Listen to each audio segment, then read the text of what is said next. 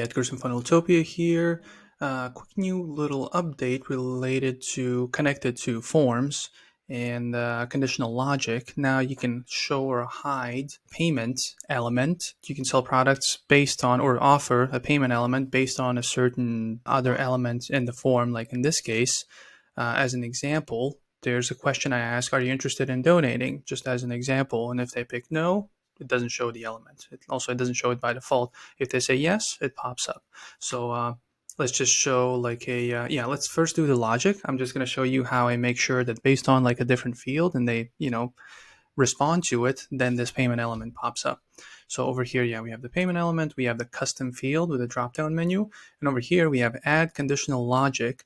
So it would be show hide fields, and if this one, are you interested in donating, is equal to yes, right? If they're interested, then we will show sell products element, which in this case, it's like a pick your own amount.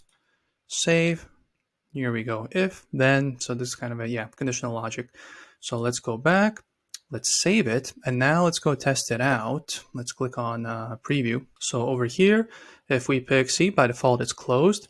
And if we say no, then it doesn't do anything. If we say yes, it pops up. So we can, pick our amount. Again, if we switch back to no, then it's nothing again.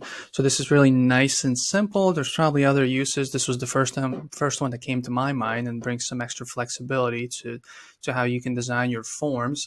And this one is the form builder under sites forms builder, right? So you can just build it out over here. As of recently, as of like a few weeks ago, you were able to finally add the payment element as well to the forms. So yeah, check that out, put it to good use, some added flexibility, which is really nice. And yeah, if you have any questions about this, anything else Funneltopia related, 24/7 chat support. Nothing has changed. We'll make sure to respond as quickly as possible. But yeah, if you don't have any questions, then I'll see you in the next video. Bye.